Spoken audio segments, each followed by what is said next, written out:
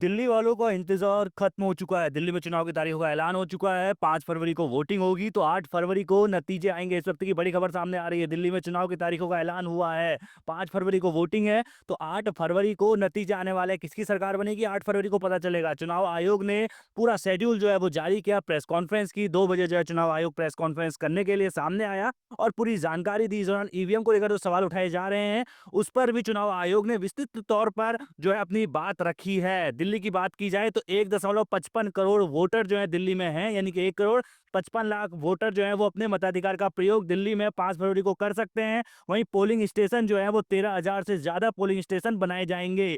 दिल्ली में विधानसभा की सीटों की बात की जाए तो कुल विधानसभा की सीटें 70 हैं। 2020 में आपने 70 में से 62 सीटें जीती थी। लगातार आप जो है पिछले 2 चुनाव से अच्छा प्रदर्शन करते हुए आ रही है, लेकिन इस बार 2025 का चुनाव आम आदमी party versus BJP versus Congress त्रिकोणीय मुकाबला होता हुआ नजर आ रहा है। वोटर लिस्ट में कहीं से कोई छेड़छाड़ नहीं होती, ये चुनाव आयोग की तरफ से कहा गया है। मतदाता सूची को लेकर पारदर्शिता हमारी प्राथमिकता है, ये भी चुनाव आयोग ने अपनी प्रेस कॉन्फ्रेंस में साफ तौर पर कहा।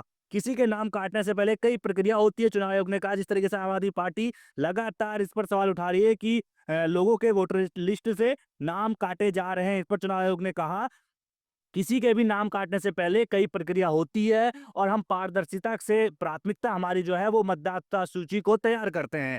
चुनाव प्रचार में महिलाओं के खिलाफ गलत भाषा ना बोली जाए, ये भी सीधे तौर पर चुनाव आयोग ने जो है वार्निंग दी है कि महिलाओं के खिलाफ गलत भाषा का प्रयोग चुनाव प्रचार में ना किया जाए। जिस तरीके से रमेश बिदूड़ी लगातार जो है 2 बयान उनके सामने आए। पहले प्रियंका गांधी को लेकर उन्होंने विवादित बयान दिया, तो उसके बाद अगले दिन आतिशी सीएम जो दिल्ली की मुख्यमंत्री हैं आतिशी मारलेन, उनके खिलाफ जो है विवादित बयान देते हुए रमेश बिदुड़ी नजर आए थे। उसी पर आज चुनाव आयोग ने कहा है कि चुनाव प्रचार में महिलाओं के खिलाफ गलत भाषा का प्रयोग ना किया जाए। इसके अलावा उन्होंने कहा कि ईवीएम जो है वो फुल प्रूफ डिवाइस है, यानी कि इस पर कोई छेड़छाड़ नहीं की जा सकती है। विपक्ष लगातार ईवीएम को लेकर सवाल उठाता है। चुनाव आयोग ने आज ऐलान करने से पहले, तारीखों के ऐलान से पहले कहा ईवीएम जो है फुल प्रूफ डिवाइस है। चुनाव से 7-8 दिन पहले ईवीएम तैयार होती है, इसके साथ कोई भी छेड़छाड़ नहीं की जा सकती है। तो इस वक्त की बड़ी खबर यही है कि दिल्ली में चुनाव की तारीखों का ऐलान हो चुका है। अब से लगभग अब 1 महीने का समय बाकी है और चुनाव प्रचार में सभी दल अब पूरी ताकत के साथ जुट जाएंगे, क्योंकि अभी से आचार संहिता जो है दिल्ली में लग चुकी है। 5 फरवरी को वोटिंग होगी और उसके बाद 8 फरवरी के दिन नतीजे आएंगे तो पता चलेगा